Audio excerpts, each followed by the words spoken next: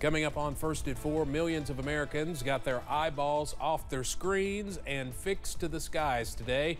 We're live in the Commonwealth to see how people celebrated the eclipse. Plus, from awesome views to even wedding vows, we'll have a look at how people across the country took in the last total solar eclipse in America in a generation. Plus, we are tracking several rain chances this week. Your first alert forecast coming up as Mountain News First at 4 starts now. Dedicated to Eastern and Southern Kentucky, this is WYMT Mountain News First at 4. Good afternoon, I'm Steve Hensley. First at 4, with the solar eclipse crossing over the Commonwealth, many people gathered at various spots to view it this afternoon. Unfortunately, the weather did not cooperate for some. WYMT's Jack Demler was just down the road from us here in Hazard at the Challenger Learning Center. Jack, what was it like there?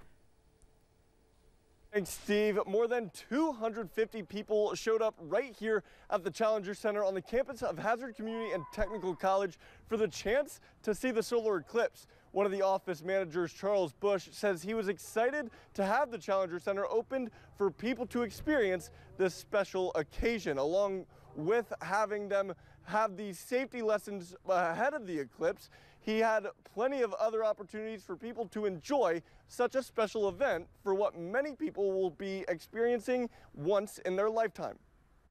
Well, I just think it's a really special occasion that, it's for some people this will only happen once in their lifetime, so it's something that we are very, very proud to be able to help people see and do safely.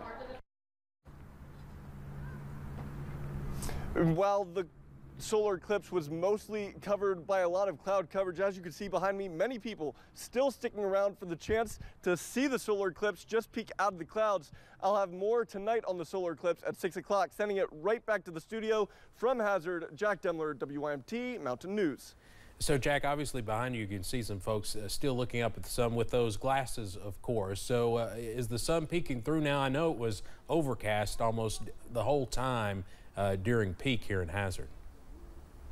Yeah, Steve, right over my left shoulder, you can start to see the sun shining just a little bit. The solar eclipse is still active and starting to peak out, but for the most part, from the hours of about 3 o'clock to 4 o'clock, that sun and the solar eclipse was covered completely by cloud coverage, but people still super excited about the chance to finally get a look at what the solar eclipse is like. All right, Jack Demler down at the Challenger Learning Center. We appreciate it. We'll check in with you again later. Now, along with viewing the eclipse, the Challenger Center was open for a number of activities today. Millions of people across the country just stopped what they were doing and made time to watch the eclipse. CBS's Jared Hill reports from New York, one of 15 states in the path of totality. A moment of awe as the solar eclipse cast darkness over daytime.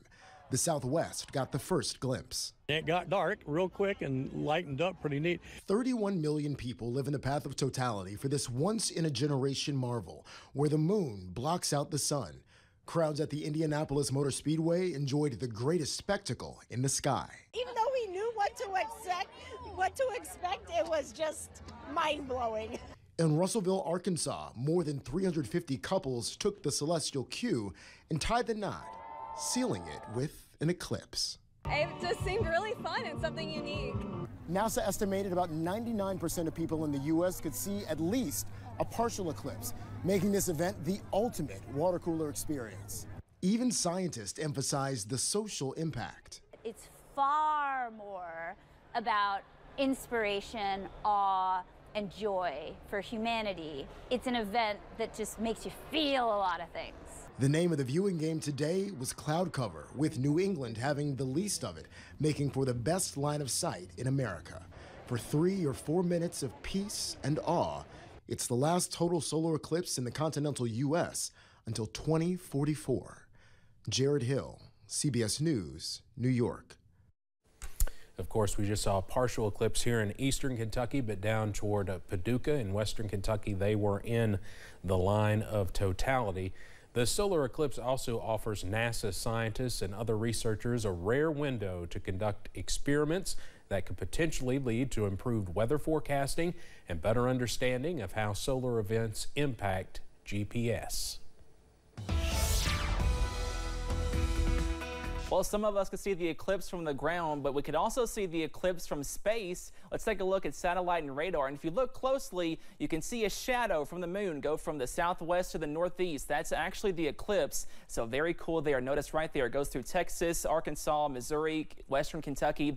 And that little shadow there, that's the moon passing in front of the sun. So very cool stuff from our satellite. But notice as we zoom in, we are tracking a few showers this afternoon on First Alert Pinpoint Doppler. Nothing too heavy, but a few spotty sprinkles close to the Mountain Parkway for Wolfe County, pushing into McGoffin County, also close to Frenchburg for Menifee County, and a few more spotty showers in Jackson for Breathitt County, pushing into Lee, also Owsley County, a few sprinkles pushing into Knott County, and also into Southwest Virginia for Lee County at this hour. Most of us are mild on this Monday in the upper 60s to lower 70s, up to 70 for Irvin, also Jackson, 68 for Somerset, 67 for London, Manchester, and Harlan. But most of us are dry as we go into this evening, but we are tracking a wet weather pattern for most of this week. Showers on Tuesday, Wednesday, possibly some storms by Thursday. More details on that forecast coming up in just a few minutes. Steve? Cameron, thank you. Former President Donald Trump is clarifying his stance on abortion. He released a video this morning saying legislation on the topic should be left up to the states. He says the Supreme Court's decision to overturn Roe v. Wade placed the decision in the hands of voters and lets them decide their own limits. He did not specify how far into a pregnancy he would support abortion, but Trump did say he supports exceptions for cases of incest, rape, and when the mother's life is in danger. The Biden administration has unveiled a new plan to forgive student loan debt for millions of Americans. The White House says the new policies target specific groups.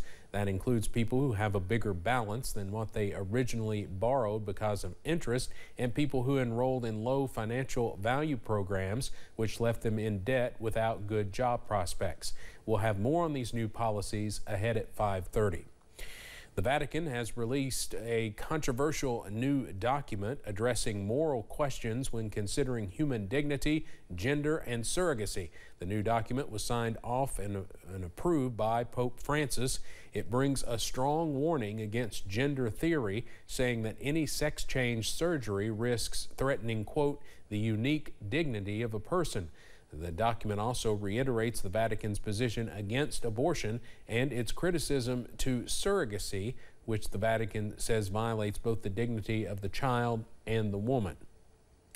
A safety scare for some Southwest Airlines passengers after an engine cover fell off on takeoff, forcing an emergency landing in Denver.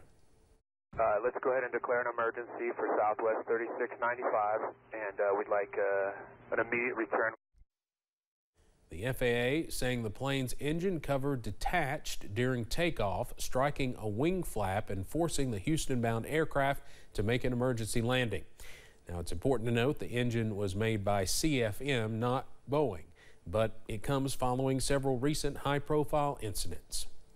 We've got several events, but none of which seem to be related. Despite some very scary and publicly seen events, our aviation system in the United States is very safe. The malfunction was likely a maintenance issue. Incidents like this are rare. There has not been a commercial aviation disaster in the United States since 2009. Salvage crews are removing containers from the deck of the cargo ship that crashed into and collapsed the Francis Scott Key Bridge in Baltimore. It's an important step toward the full reopening of one of the nation's main shipping lines. Officials say they'll keep removing containers all week as long as the weather permits. Once those containers are cleared, it will be safe for crews to remove the pieces of the bridge that are laying across the ship's bow, eventually allowing them to move the ship. Coming up on First at 4, a British man has just completed a year-long quest to run the length of Africa. Why he did it and the obstacles he faced on his record-breaking run.